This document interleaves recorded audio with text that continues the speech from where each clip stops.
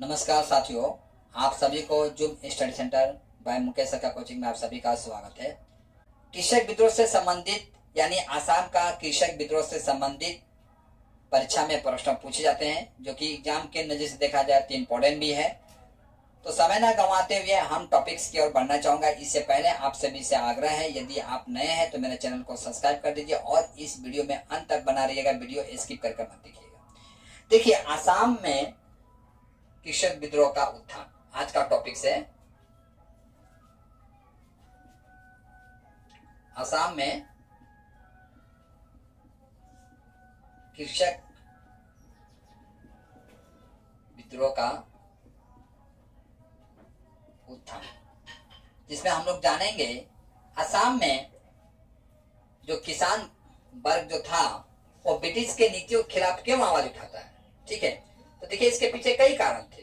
तो पहले हम ये देखते हैं, आपका पहला पॉइंट हम देखते हैं आपका 1857 ईस्वी के समय, आपका 1857 ईस्वी में हम देखते हैं असम में ब्रिटिश के नीतियों के खिलाफ आवाज उठ रहा था।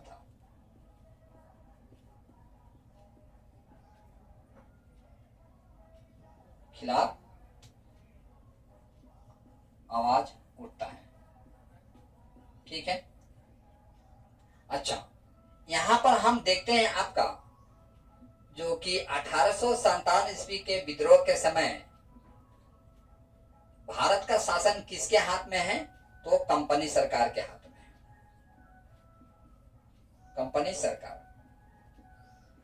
सरकार कहा जाए तो ईस्ट इंडिया कंपनी,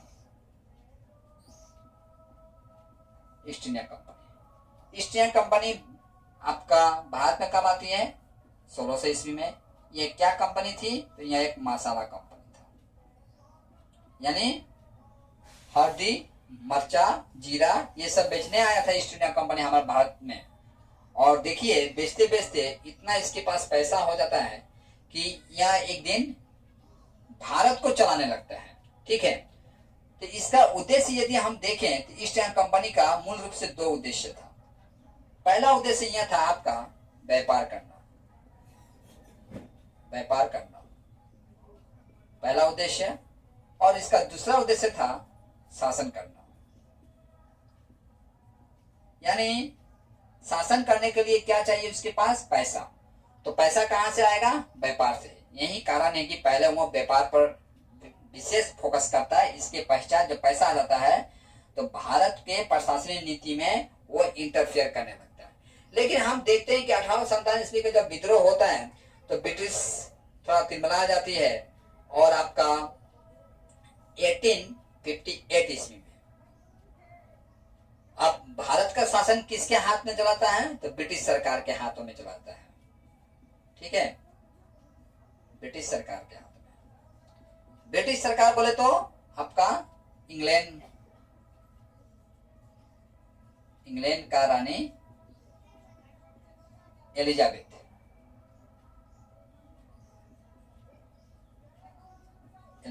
हाथों में। ठीक है, अब हम देखते हैं ब्रिटिश सरकार जो है विद्रोह को दबाने के लिए काफी पैसा भी खर्चा करती है। ऐसे नहीं कि बड़ी सहजता से वो भारतीयों पर काबू पा जाती है। तब के समय में ब्रिटिश सरकार जो है विद्रोह को दबाने के लिए आपका 14 मिलियन पौंड रुपया खर्चा करती है।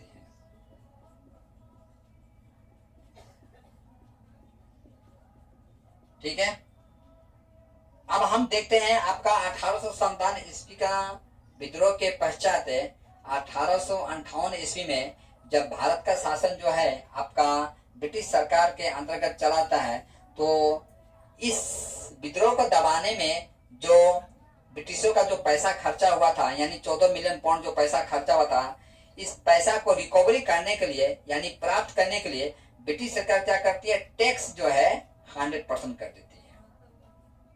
टैक्स कितना हो गया आपका 100%। ठीक है, देखिए पहला हम टैक्स लेते हैं आपका स्टाम्प ड्यूटीज। स्टाम्प ड्यूटीज को हिंदी में इसको टिकट कर कहते हैं।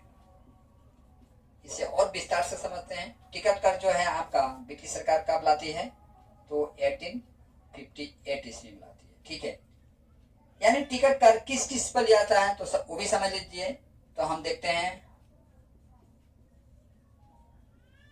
प्रॉपर्टी और रजिस्ट्रेशन और एनी लीगल डॉक्यूमेंट, यानी प्रॉपर्टी से संबंधित जो कागज पत्र जो होते हैं उस पर जो कर लाया जाता है उसको ही हम टिकट कर कहते हैं, या किसी भी रजिस्ट्रेशन किया जाता है उस पर जो कर लाया जाता है उसको हम टिकट कर कहेंगे, या कोई भी लीगल डॉक्यूमेंट होता है उस पर जो गवर्नमेंट जो टैक्स लेती है उसी ही हम क्या कहते हैं, स्टाम्प कर कहते हैं। ठीक है, आप समझ चुके होंगे। दूसरा कर है आपका इनकम कर। ठीक है, इनकम कर यानी आप इनकम कीजिए तो टैक्स दीजिए, यहाँ सिंपल है। ठीक है, इसलिए मैं इसके ऊपर डिस्कस नहीं कर रहा। देखिए मैं चाहूंगा इतना पे स्क्रीन शॉट लीजिए, इसके पश्चात हम लोग आगे की तरफ बढ़ते हैं। 3 नंबर कर है आपका लाइसेंस टैक्स। ठीक है, जिसे हम हिंदी में बोलते हैं अनुज्ञा कर।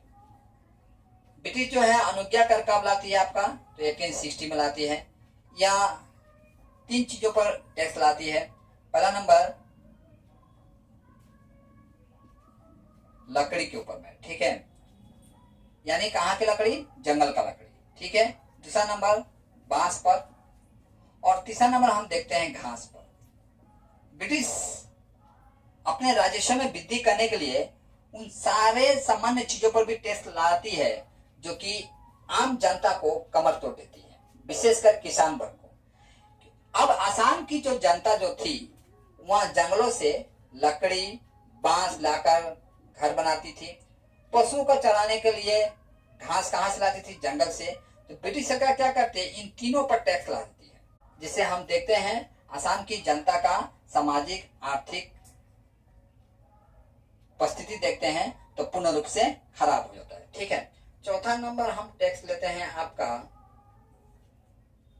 ग्रेजिंग टैक्स को हम चर कर कहते हैं।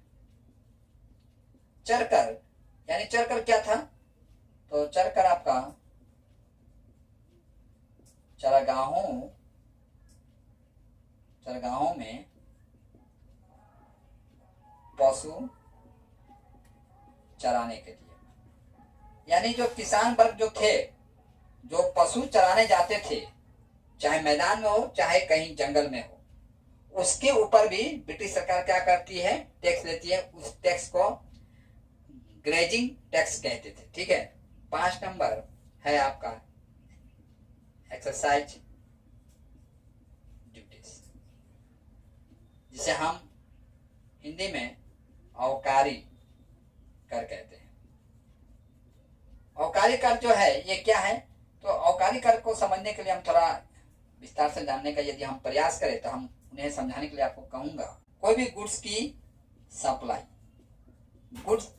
पर जो टैक्स दिया जाता था उसे ही हम एक्साइज ड्यूटी कहते हैं, वर्तमान समय में भी याद रखिएगा। ठीक है, तीसरा नंबर जैसे कि वाइन,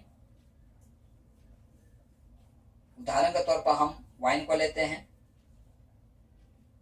ठीक है, पेट्रोलियम को लेते हैं, पेट्रोलियम को, और कोई भी लग्जरी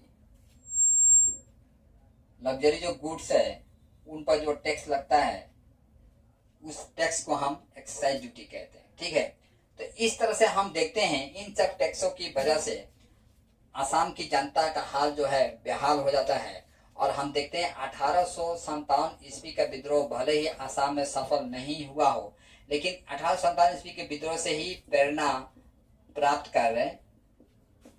कर किसान वर्ग क्या करते हैं, आपका 1861 ईस्वी में असम में किसान विद्रोह करते हैं।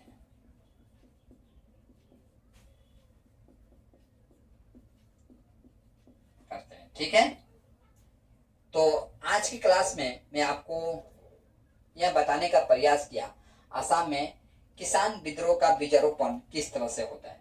तो संभवतः आपको अच्छी तरह से समझ में आ गया होगा। तो आज का क्लास जो है मुझे यहीं पर समाप्त करने का अनुमति दीजिए। जय हिंद।